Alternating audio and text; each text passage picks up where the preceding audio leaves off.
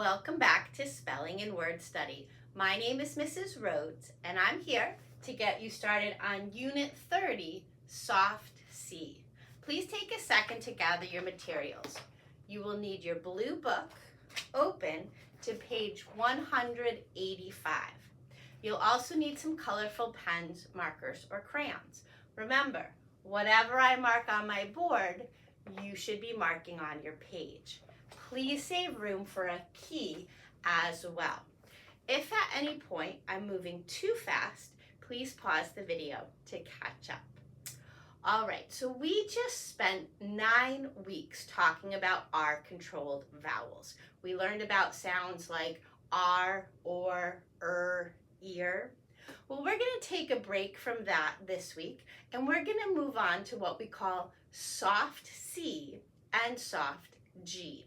This week and next week, we're going to talk about soft C, and after that, we'll talk about soft G. Now, you learned back in kindergarten that C says k and G says g. Those are the hard sounds. By the time you got into first grade, you probably noticed that C can also say S and G can also say J. We call those the soft sounds. So let's go through our list, and as we do, I want you to listen for that soft C sound in each word. Listen for that S.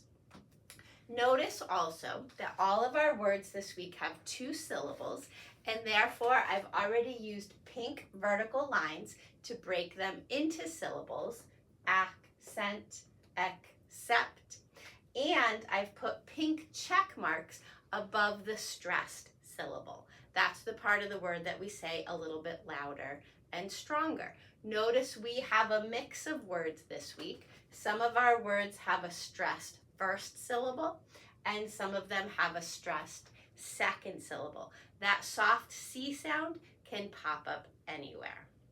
All right, please repeat after me.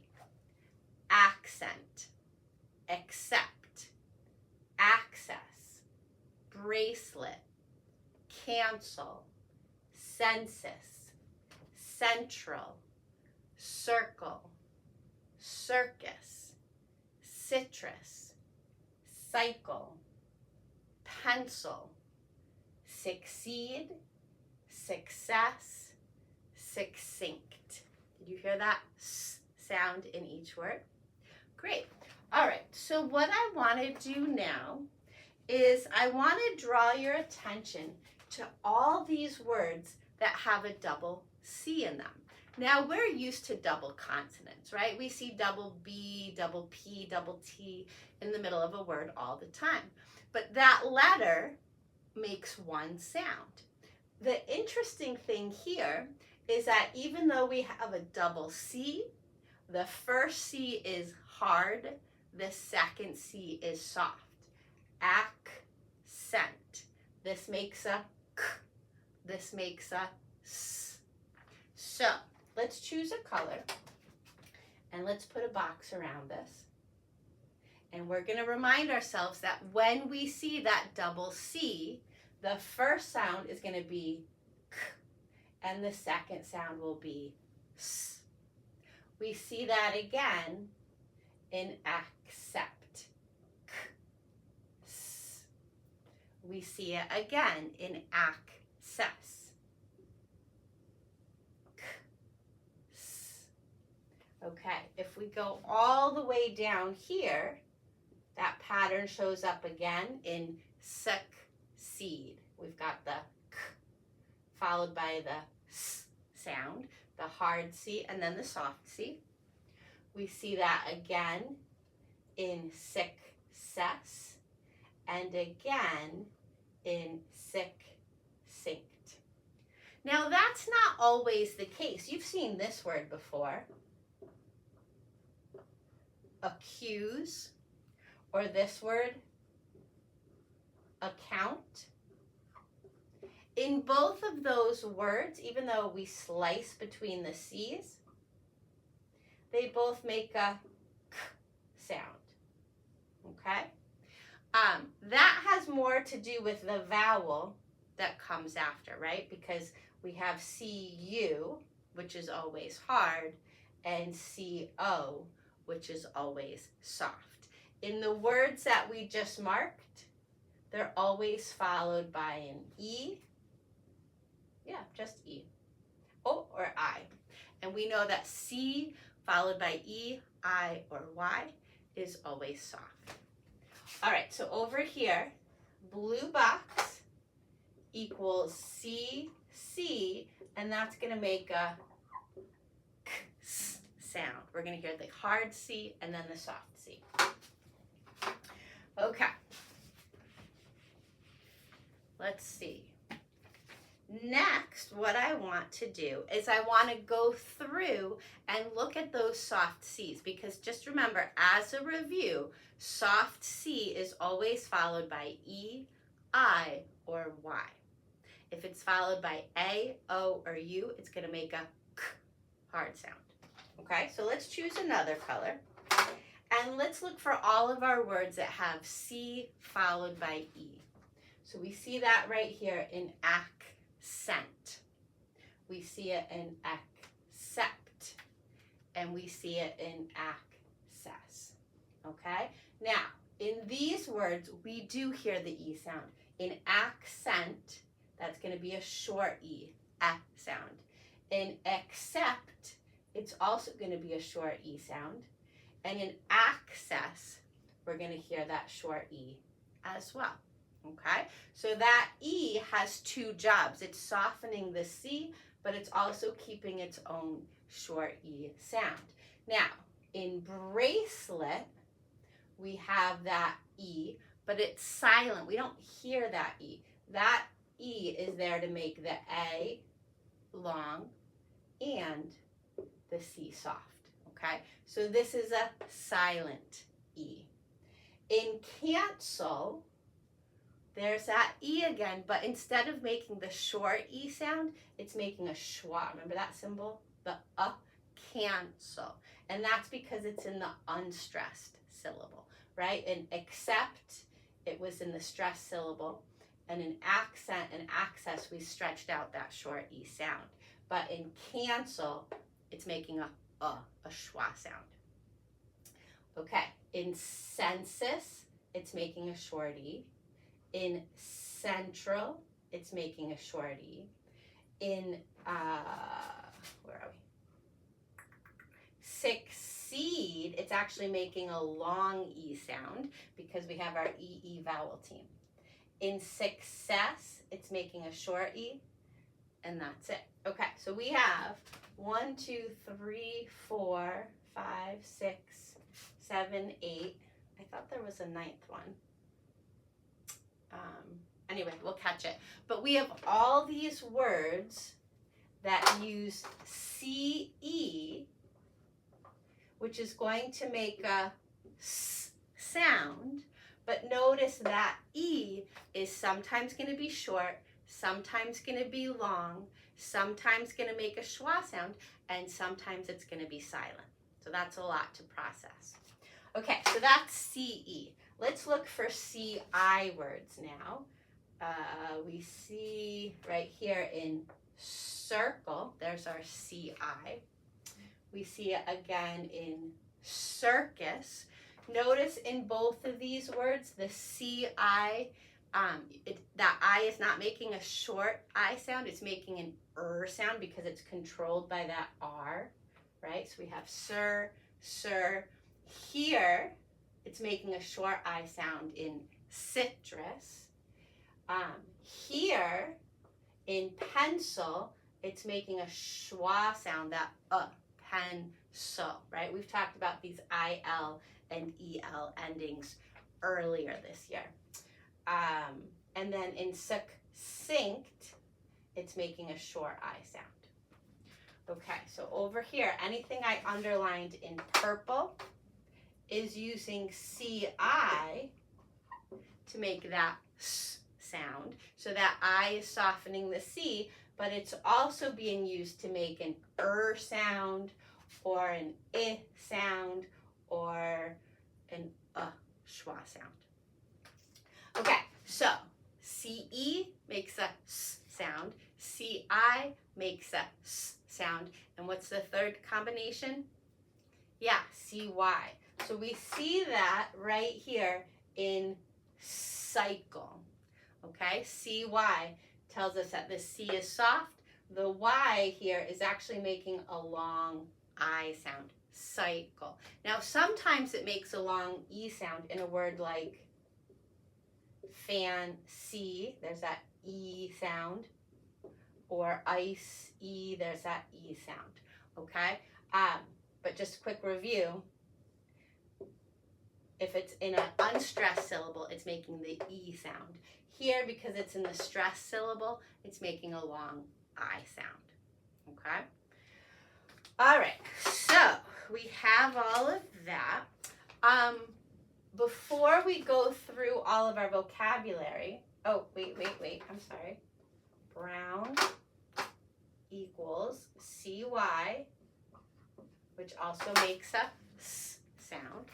Okay, now, before we go through all of our vocabulary, I do want to draw your attention to some homophones. Remember, homophones are two or more words that sound the same, but they're spelled differently and have different meanings. You're going to have more practice with homophones when you get to page 189. Have you spotted any on this list? How about, let's choose orange, right here, accept. Accept is a verb. It's something you do. It means to receive something. So if you accept a gift, you receive it. You let someone give it to you. If you accept an invitation, you receive that invitation. You say, yes, I will come to your party. Okay, so to accept is to receive. But there's also this kind of accept, which means everything but. So I ate everything on my plate except the green beans, right? Everyone was invited to the party except Joe. So accept means everything but. Totally different from this kind of accept. Access is also a homophone. Access, or sometimes pronounced excess, is a noun, but it can also be used as a verb, okay? Access means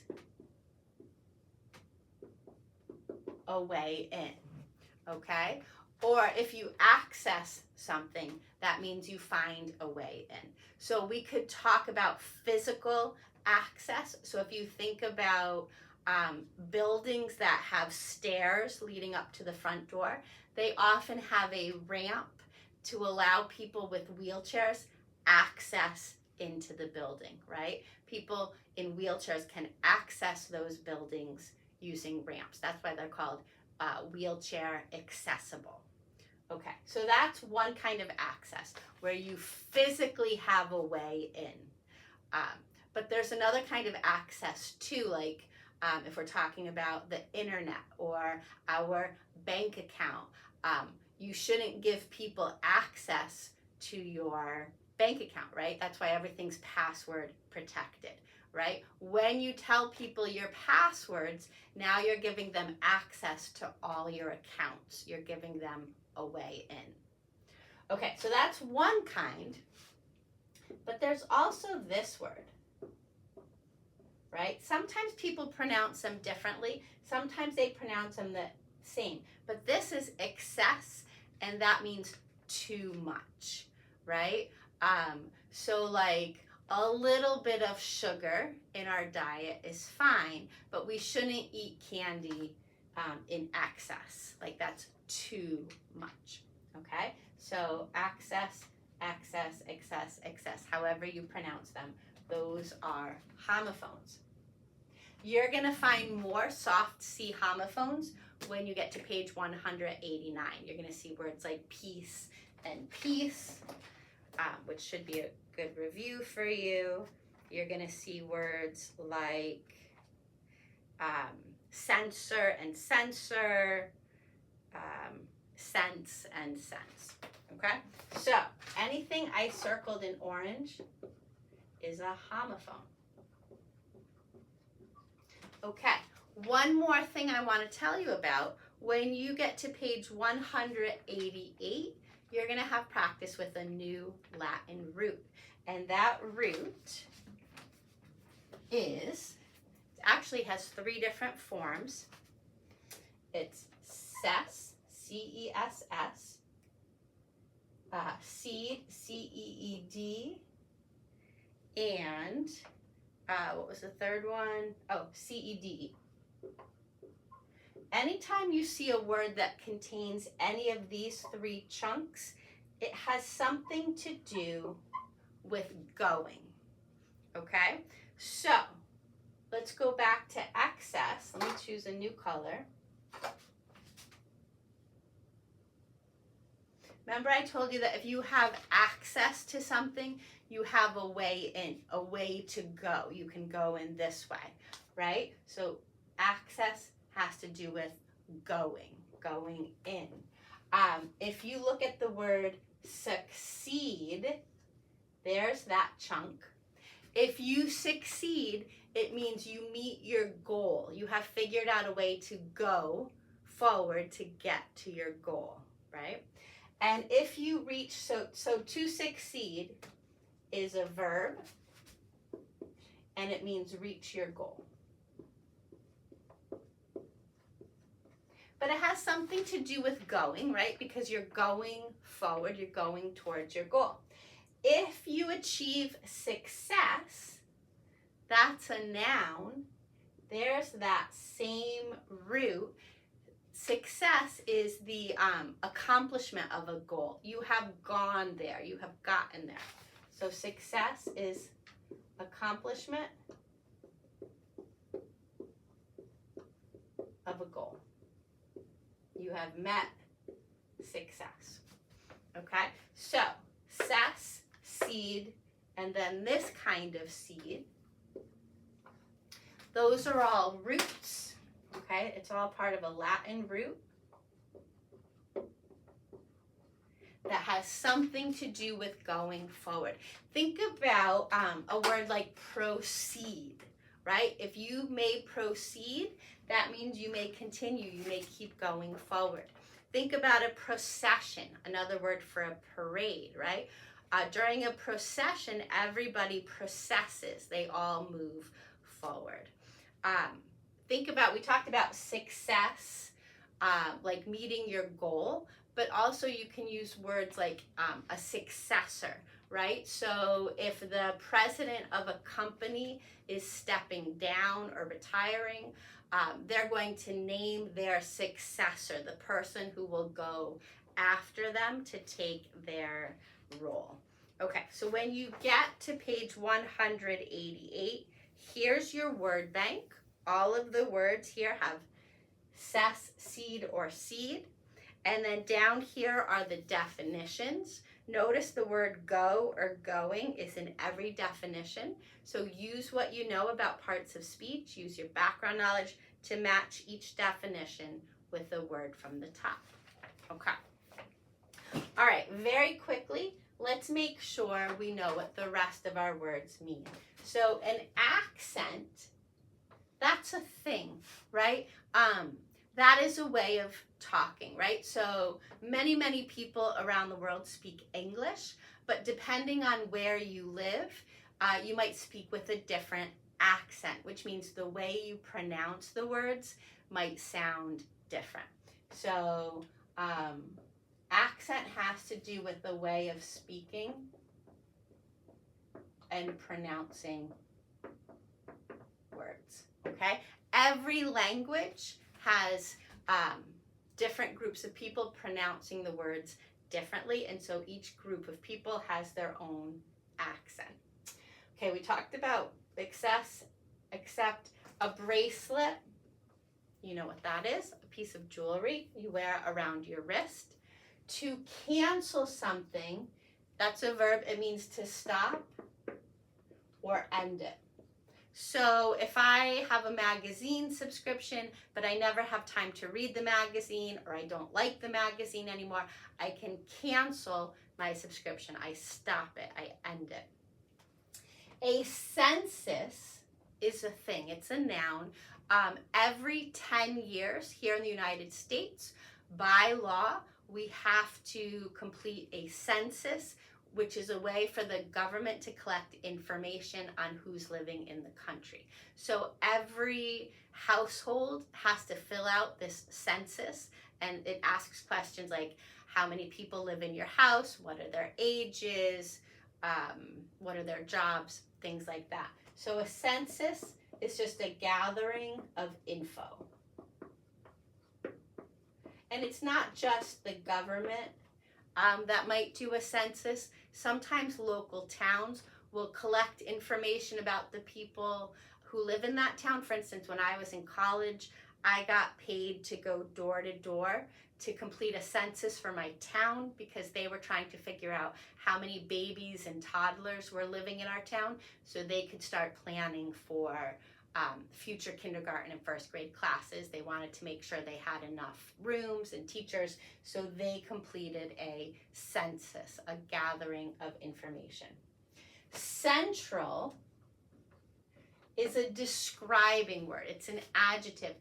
It means like in the middle or the main. So, for instance, in my town, we have lots of different schools, but they all are controlled by central office. That's where the superintendent is. That's the main office that controls all the other buildings. If you go to the hospital and you need a lot of work done, instead of getting an IV, they might do like a central line that will connect them to all the blood vessels in your body, I think. I don't know.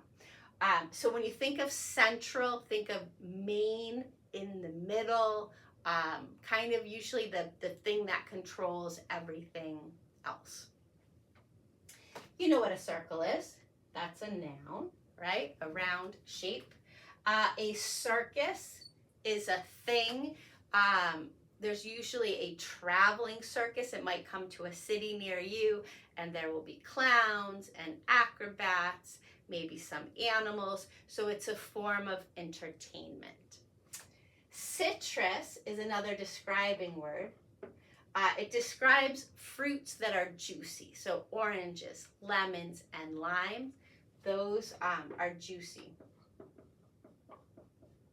So describing juicy fruits, right? Citrus fruits, by the way, have lots of vitamin C in them.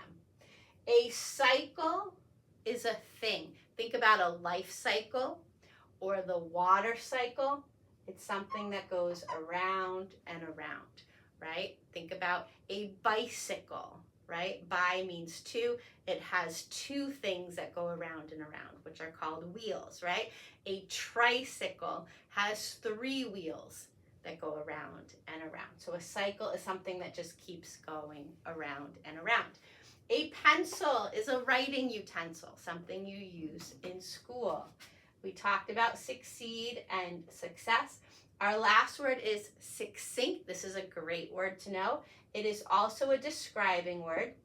If you are succinct, it means you are short and sweet, to the point.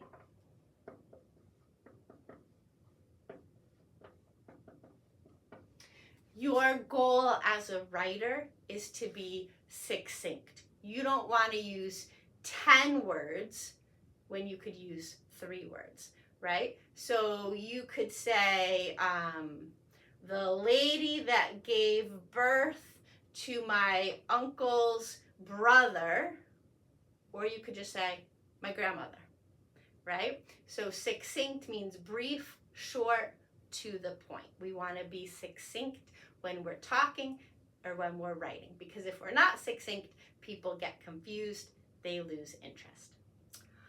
All right, that's all I have for you today. Good luck, and I will see you next time. Bye-bye.